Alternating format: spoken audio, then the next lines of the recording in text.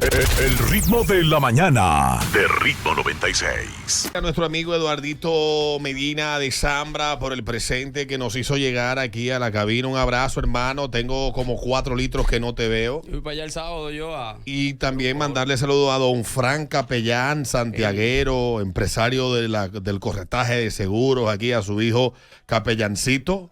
Saludos para ellos que están en sintonía. 2 empresarios prósperos, amigos de Ceballos. Mi hermano. ¿Son clientes de Don Luis?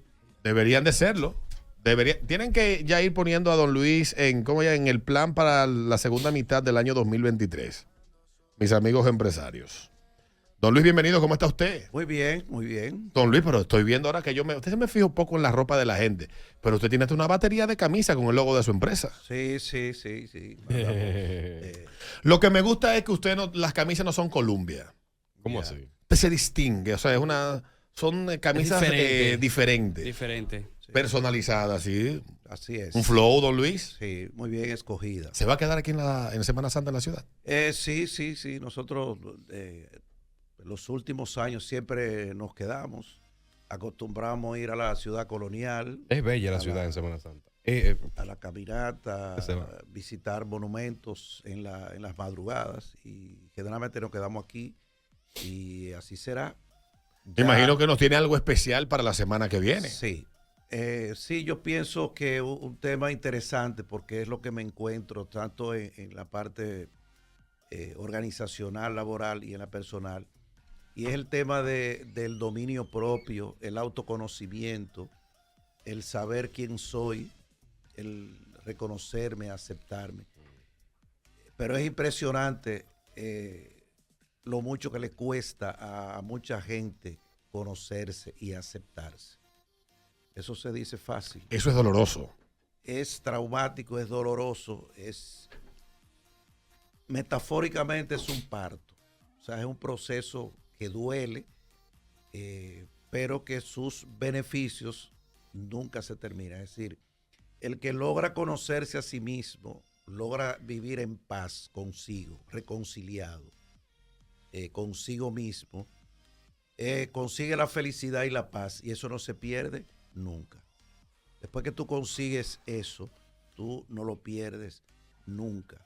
Entonces, lograr eso es difícil, o sea, ¿y cómo eso se manifiesta? Cuando tú tienes que trabajar con un líder que él jura a Dios que es bueno, que es democrático, que él valora el recurso humano, que valora a las personas, pero cuando tú entras y me toca trabajar con él y empiezas y le pasas 2 o 3 pruebas psicológicas y resulta que es todo lo contrario, pero él está convencido de eso.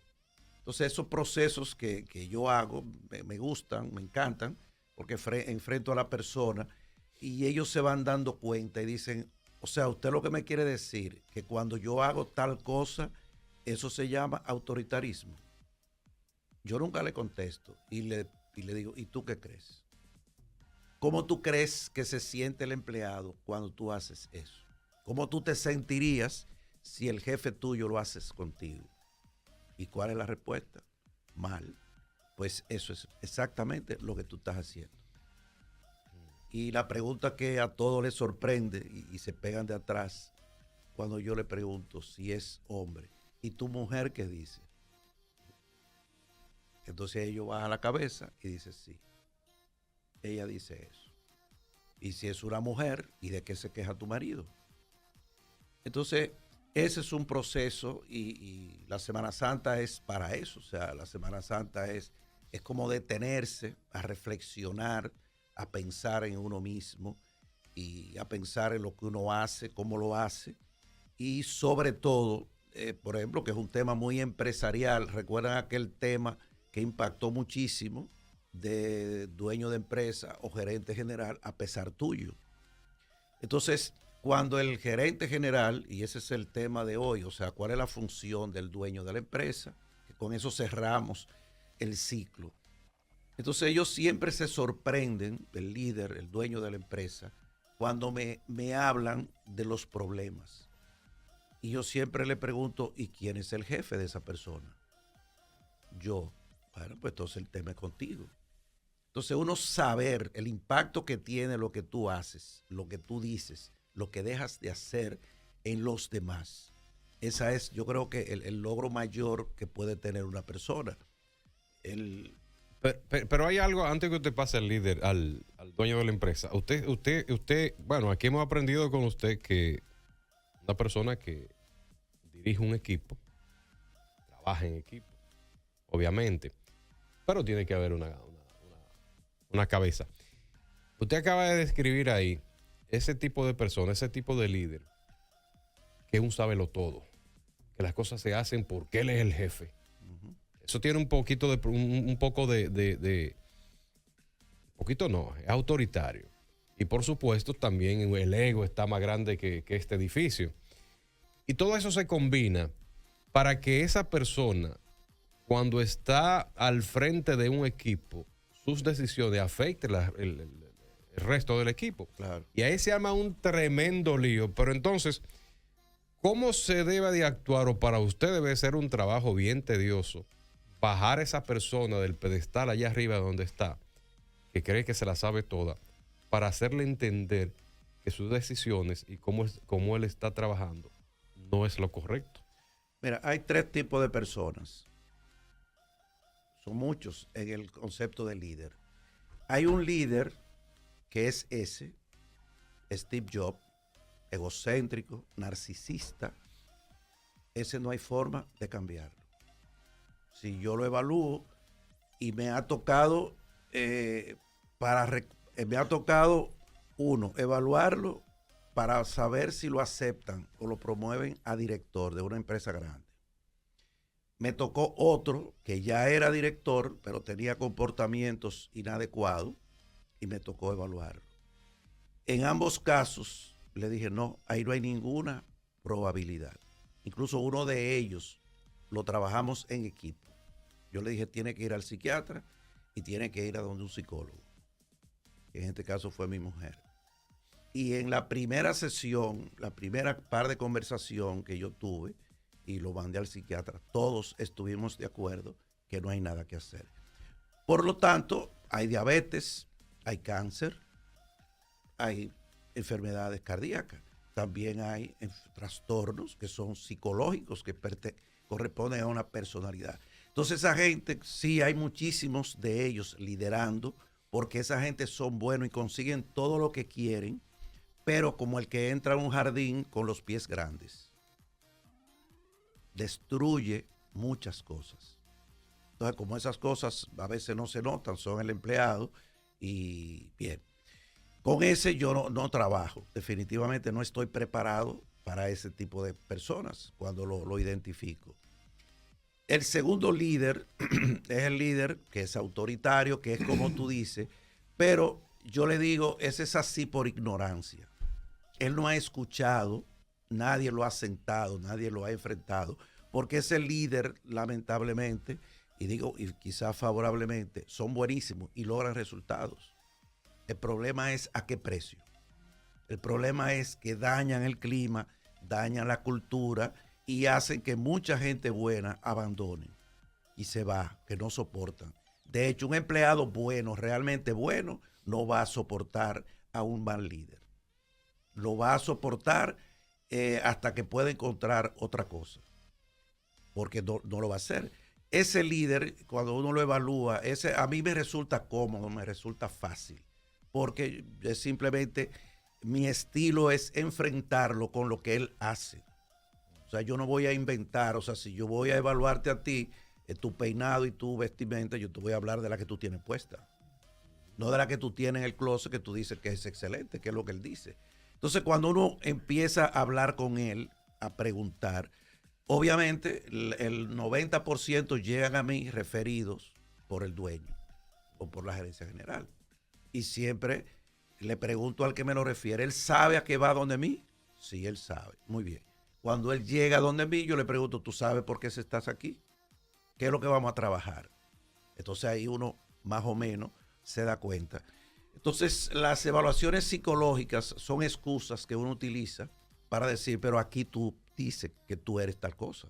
Según esta prueba que tú llenaste, aquí dice que tú eres. Entonces la gente no tiene mucho problema en el estilo de uno, porque el estilo del psicólogo no debe ser agresivo. Es decir, él no debe sentir que yo lo estoy agrediendo, que lo estoy juzgando, que lo estoy evaluando. Nada, todo lo contrario. Yo simplemente, como el milagro de Jesús de la comida. De los panes y los De los pescados. panes y eso, que simplemente Jesús le dijo, así como ustedes tienen su bolsa llena de cosas, ahí siempre la gente anda con cosas guardadas. Y Jesús le dijo, miren a ver, saquen todo lo que trajo todo el mundo. Entonces yo hago eso, o sea, trato de sacar lo que él hace. Dime qué tú haces, cuál es tu estilo. Entonces ahí uno le va sacando. Y la verdad que sí, que se logran resultados. Inclusive he tenido algunos que dicen, pero yo necesito terapia. Exactamente. Lo reconocen. Lo reconoce. Entonces digo, tú tienes que coger para ese pasillo. El consultorio de mi mujer está al fondo. Entonces yo le digo, bueno, sí, tú vas a tener que trabajar con mi mujer. Inclusive he tenido casos por ejemplo, un caso de una joven extraordinaria haciendo maestría y lo evalúo lo que ella me dice, pero yo en el fondo voy descubriendo, pero que aquí hay un tema contigo. Yo percibo en ti que hay una falta de amor propio, porque yo veo que tú eres buenísima con la gente de afuera, resolviéndole problemas a todo el mundo. Pero eso es lo que se necesita para el tuyo. O sea, lo mismo que tú haces, que tú tanto das y das y das para los demás. Pero todo eso que tú haces por los demás, eso es lo que hay que hacer para ti mismo. Yo estuve leyendo hace un tiempo sobre los daddy issues en los nuevos profesionales, los más jóvenes. Tal vez yo, que soy de una generación, yo nací en el 80, tengo 43 años, tal vez, y aún así tú No ves. tenemos que hablar de fecha de no. nacimiento ahora. Pero los que nacimos del 80 para atrás, tuvimos una proclividad a vivir en hogares mucho más estables que los que nacieron a partir de la segunda mitad de los 80, de los años 80, donde ya empieza el tema de la familia nuclear, que dicen que es un concepto nuevo, etcétera, que eso es una cuestión que apareció en la Edad Media, bla, bla. No importa dónde haya aparecido, pero que en los últimos 500 años ha estado en el centro de la vida de la sociedad como la conocemos. Cuando eso empezó a diluirse, el individuo empezó a acumular mucho más traumas que lo que usualmente tenía, porque uno pasaba por unas experiencias dentro del hogar que lo preparaban para el mundo. Sí. Y habla mucho de una frase de daddy issues, que son como problemas de la ausencia de un padre que poco atento, la mochila, etcétera. Y entonces lo quiero conectar con eso que usted dice. Si son esas realidades las que inciden para que profesionales que son altamente capacitados no tengan la capacidad de poder funcionar adecuadamente cuando están en el centro de un equipo, por la razón que sea, no funcionan como deberían, porque académicamente están formados. Sí, lo que pasa es que sí hay una realidad, ahí tú pones otro tema. Lamentablemente, las habilidades profesionales son las técnicas, las duras, las que tú aprendiste en la universidad. Pero cuando tú eres líder, hay un problema, que hay una serie de habilidades y competencias que tú necesitas, porque tú estás bregando con seres humanos. Entonces, el ser humano, y esa es mi formación, la pregunta, ¿cómo hay que manejar un ser humano para que trabaje bien? ¿Cómo qué sueldo tengo que darle? ¿Qué herramientas tengo que darle? ¿Cómo le voy a dar las instrucciones? Esa es la pregunta. ¿Cómo difícil. lo voy a colocar en un lugar donde funcione? El ejemplo de la pieza del vehículo. O sea, los vehículos tienen miles de piezas, pero tú no puedes poner una pieza de un sitio en otro. Cada quien. Entonces el ser humano tiene y necesita ciertas condiciones para Lo eso. más sencillo es un fusible, don Luis, y usted le pone uno de 10 amperes donde va uno de 20 y no funciona. y le va a funcionar por poco tiempo, pero se va a quemar. Justamente ayer, le decía a una empresaria que está en Punta Cana, que tiene una persona profesional de mucho éxito y le paga bien, pero ella pleito y ella no me funciona bien. Entrevisto a la joven, le paso las pruebas, las corrijo y le dije, mire, ella de todo lo que tú esperas, ella puede hacer el 20%. Ella no va a hacer jamás ni A, ni B, ni C. Ella es buena, servicio al cliente, sonreír, tratar bien a la gente. Pero esa personalidad de ella no va a lograr que alguien haga lo que tenga que hacer, exigirle, reclamarle, porque son personalidades. Es decir, ese es el punto crítico. O sea, si tú tienes personalidad de líder, personalidad de vendedor, personalidad, por ejemplo, de auditor, porque cada actividad requiere una personalidad. Mi hijo más pequeño, nosotros ya siempre evaluamos a nuestros hijos y mi mujer y todo, excepto el del medio, que desde que tenía 2 años dijo que iba a ser médico. Y cuando estaba en la clínica y él oía que decían, el doctor fulano, pase por ahí, él decía, así me van a decir a mí. Y efectivamente se graduó de médico, está en Canadá, hizo una especialidad y ahora va a hacer otra. Y el pequeño, David, cuando empezamos el tema, me dijo, a mí no me busquen puesto sentado en un escritorio. Lo mío es actividad. Y ese es el mercadólogo. Y ese es de calle. Se le gusta trabajar en la calle. El mayor es de escritorio.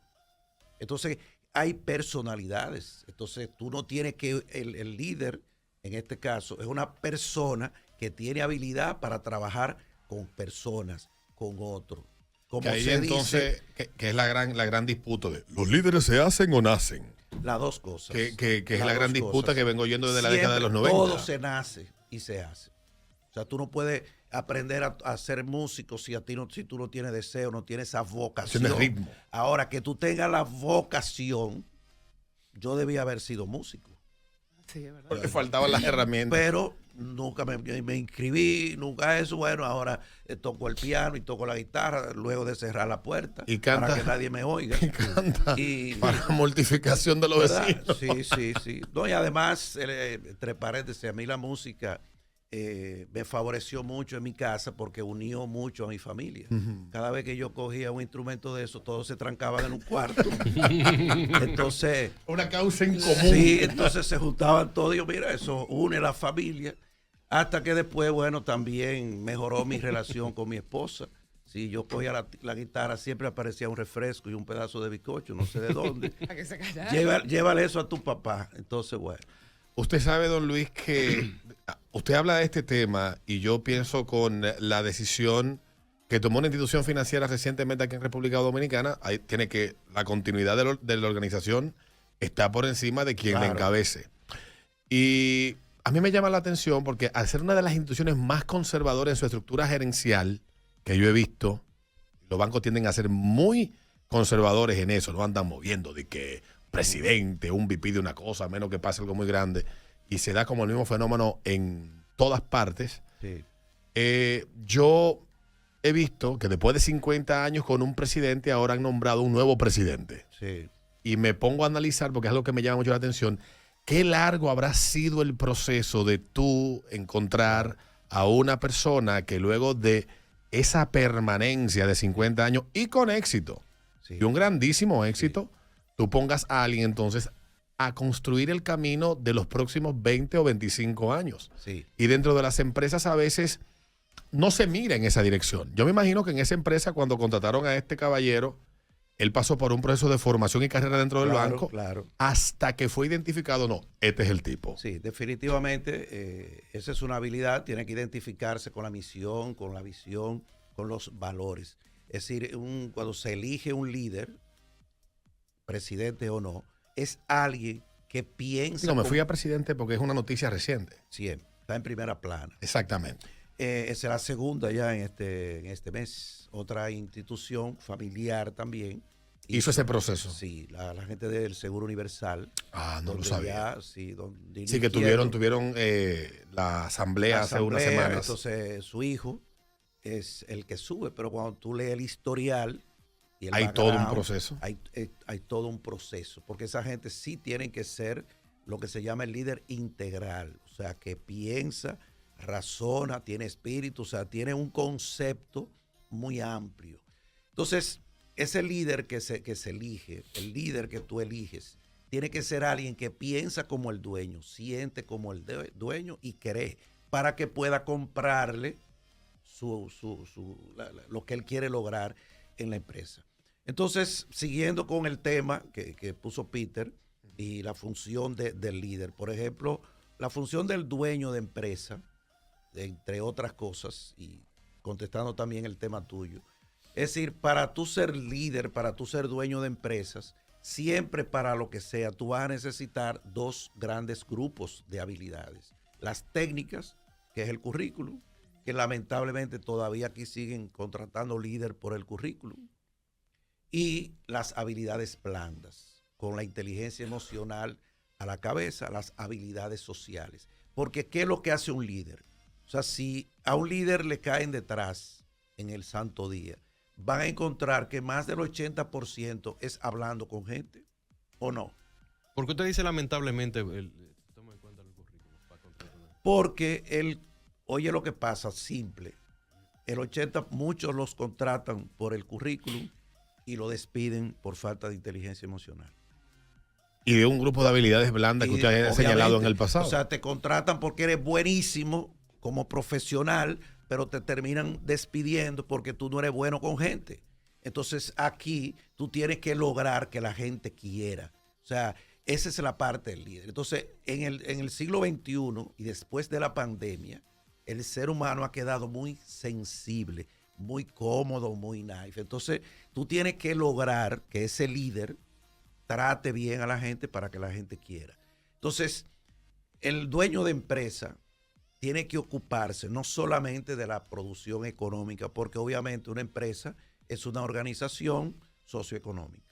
El que la puso quiere dinero. El que la crea anda buscando tener un beneficio mayor que el que estaba recibiendo como empleado. Como me dijo ayer uno, que yo le dije, sí, pero tú lo que eres un autoempleado. Y él me dijo, sí, nosotros somos autoempleados. Si no organizamos esto y gano más, para yo seguir así, mejor me empleo. Entonces, el dueño de empresa, el líder de la cabeza de la empresa, que es una empresa económica, como ya se ha dicho, su preocupación debe ser, número uno, obviamente ya está en el camino correcto, está en la industria que da dinero, no hay problema con eso. Entonces ahora es armar un equipo de gente que pueda trabajar. No sé si vieron ayer el comentario de dos ricos, creo que salió en una de las redes sociales, Bill Gates y todo, donde yo decía que ellos son buenos armando empresas, organizando empresas que puedan trabajar sin ellos y que puedan funcionar sin ellos. Si ellos logran eso, ellos se consideran personas exitosas. Entonces aquí... Y uno de sus favoritos también, que usted lo cita mucho acá, que es una biografía enorme. Steve Jobs logró construir una empresa que 12 años después de él morir, exactamente, no ha hecho más que duplicar su tamaño. Exactamente. Apple. Exactamente. Entonces, de eso es que se tiene que ocupar el líder. Aquí, lamentablemente, ellos se ocupan mucho del hacer. Por ejemplo, si es un ingeniero, se ocupa mucho de construir y buscar ingenieros, pero entonces se olvidan que eso es una parte importante. Pero hay otra que es la estructura organizacional, que indica quién va a hacer qué, el tema de los números, el tema de la administración, el tema de saber si somos rentables, si estamos bien. Hoy en día, le decía a alguien ayer, sin software, sin datos, sin registro, va a ser muy difícil dirigir empresas. Va a ser muy complicado. De hecho, André Oppenheimer, en su libro que tienen que leer, Sálvese quien pueda, él dice que una de las... Lo tengo en mi lista de libros ya. Lo tiene en su lista. Bien, ya lo tengo en mi lector. Él dice que uno de los profesionales nuevos que toda empresa, no importa la naturaleza, va a tener que contratar son analistas de datos. De hecho, a una empresa farmacéutica que trabajo con ellos, se lo sugerí y son una pareja joven y ellos dicen sí, lo vamos a pensar y creo que sí. Porque cuando uno empieza a analizar que quieren aumentar ventas, que quieren aumentar ingresos, obviamente tú tienes que preguntarte quién es que te produce tus mayores ingresos. ¿Qué producto, qué servicio y quién consume eso? Entonces, hay una cantidad de decisiones hoy en día. Antes, la generación tuya, la anterior y nosotros tomábamos las decisiones por el olfato. Por el olfato. Una intuición. Me da que va a ser un éxito. Extraordinaria. O sea, esas generaciones de mi generación y la que sigue hasta los años 80 tenían una habilidad extraordinaria para tomar decisiones de olfato, de instinto. Obviamente que tenían una experiencia larga, no era que solamente corazonada, era una especie de corazonada que se conectaba con el cerebro y le daba sentido. Pues le decía ayer a un padre dueño de empresa, tú tienes que dejar la empresa organizada para que tus hijos tomen decisiones, pero con números, con datos, en donde ahí no hay ofensa. La cosa no está mal. No es que yo creo. No es que a mí me parece, yo creo que la gente está comprando, todo va bien. No, simplemente cifra. O ponlo ahí a ver si se vende. Exactamente. Entonces, esa función termino con eso, con esa idea. El dueño de empresa tiene que organizar, tiene que estructurar todo un equipo completo. Completo. A mí me sorprendió cuando leí la historia de los Beatles y que uno se sorprende y todo el mundo habla de eso. Pero esa gente tenía una estructura detrás de ellos, administrativa, financiera, impresionante. O sea, no es solamente el grupo cantando, no, la gente que hay detrás. Entonces, en una empresa, repito, se necesita... Bueno, se dice que con los Beatles fue que nació la forma nueva de hacer artista y música en la industria del pop. Ya. Antes que ellos solamente había habido un fenómeno de esa dimensión y fue Elvis. Ya, exactamente. Entonces, debe haber una estructura profesional. ¿Cuál es la debilidad? Siguiendo con tu pregunta, que tú, un empresario, un líder creativo que tiene esa idea brillante de hacer eso, sí, pero la pregunta es, ¿domina él las habilidades para orquestar una empresa? Entonces tiene que contratar administrativo, tiene que contratar un equipo. Todas las empresas, no importa el tamaño que tengan, van a hacer tres cosas. Una, el emprendedor, el líder, el que inventa todo, el ambicioso, el que quiere más y más y nunca está satisfecho y nunca está contento. El Steve Jobs, ¿verdad? Del siglo XXI, que siempre él quería más y más y más y nunca estaba conforme. El que produce, el que fabrica el pan, el que hace el producto, el que lo prepara, el que lo elabora. Y el tercer grupo de personas que son los que administran. Y ustedes, esas tres personas nunca están de acuerdo. Porque el emprendedor, yo recuerdo una familia que trabajé con una mujer a la cabeza extraordinaria, extraordinaria. Y ellos construían edificios, todavía lo construyen, unos edificios modernos, muy bonitos. Y ella cuando iniciaban un proyecto y estaba por la mitad, y ella estaba harta de ese proyecto. Y ella pasó por un solar, vio un solar, y ustedes saben que los ingenieros que diseñan proyectos así, ellos no ven solares. Ellos ven el proyecto ellos ya ven realizado. el edificio entero. Ellos se paran frente a eso que nosotros vemos un solar. Ellos ven un edificio, una torre, una plaza comercial y se la imaginan. Y cuando llegan a la empresa, empiezan a hablar de eso. Y todos los otros dicen, pero todavía no hemos terminado esto. O sea, el emprendedor va a 1000 y tiene un problema serio. No se le puede decir que no, ni se le puede llevar la contraria. Entonces, el que produce dice, aquí no necesitamos y construir otra cosa. Aquí lo que necesitamos es producir. Aquí lo que necesitamos es trabajar. Y dice el administrador, ¿y de dónde tú vas a sacar ese dinero para construir? Aquí no hace falta construir más. Aquí lo que tenemos es que producir y gastar menos. Entonces, esas discusiones internas son reales. Son reales. La pregunta es, ¿quién va a lograr que esas tres gentes se pongan de acuerdo? Entonces, el líder tiene que entender que él, en conclusión, el emprendedor necesita manos que construyan y hagan su sueño, pero él necesita otro grupo que administre eso. Y ese grupo que administra, oigan bien, es el que le dice a los otros dos si vale la pena lo que estamos haciendo. Si el beneficio que tenemos vale la pena. Como me dijo un empresario de Mao, no, yo no puedo seguir en este negocio. Yo no puedo pasarme un año entero vendiendo millones de pesos para ganarme esto. No, no vale la pena. Y todos los empresarios dicen, y me lo decía Carlos Magno, que tenía una finca, decía, bueno, si esa finca vale 30 millones y yo no la pongo a producir tanto, la vendo. Es decir, siempre hay una parte del empresario que tiene que decir, con lo que yo tengo instalado, lo que mi negocio, si no me produce tanto, yo o lo vendo o lo pongo a producir eso.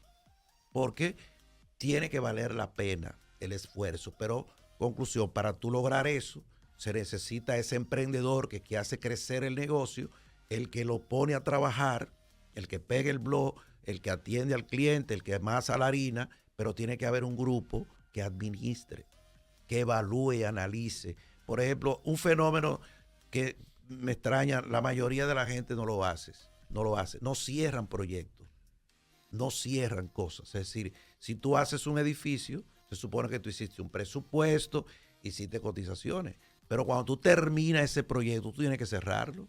Cerrarlo es ver todo lo que yo gasté hasta el último centavo y todo lo que yo dije que iba a gastar y cuál fue mi beneficio. Lo que hacen cuando tú llevas el carro al taller, le abren un folder y todo lo que tú pides lo van metiendo ahí, ¿verdad? Y al final, cuando tú vas a pagar, te sacan ese folder, mira, eso fue todo lo que se le hizo a su vehículo, son tanto, mano de obra, tanto. Entonces, se sorprenden la mayoría que hacen el cierre, que el beneficio que queda dista más de un 30, un 40% de lo que él pensó. Es decir, dijimos que en ese proyecto íbamos a dar 10 viajes. ¿Y qué tú crees? Cuando cierran, ¿Fueron 20? ¿fueron 20 o fueron 15? Dijimos que íbamos a gastar 1,000 horas, 40 horas. Lo hicimos en 60. Dijimos que íbamos a contratar 20 personas y terminamos contratando 25. Entonces sí hay beneficios, tú ves, pero la pregunta es, ese es el tema de la rentabilidad, mi margen de beneficio. Entonces no hay otra forma de cerrar eso, sino es a través del software, a través de todos esos registros, pero sobre todo de una estructura que se ocupa de diseñar, de fabricar y de administrar. Muchas gracias, don Luis. Nos vemos la semana que viene. Recuerden que pueden encontrar a don Luis Minaya en luisminaya.com y también en Minaya_CO. Le deseamos una feliz semana y lo esperamos por aquí el martes santo, don Luis Minaya. El ritmo de la mañana, vamos y cerramos entonces con el tema de lo que pasó en Nashville, Tennessee. Hay más información y hay un par de cositas después de esta pausita comercial, así que no te muevas. El ritmo de la mañana de Ritmo 96. HIMS Santo Domingo. Disponible donde quiera. Descargando nuestra app.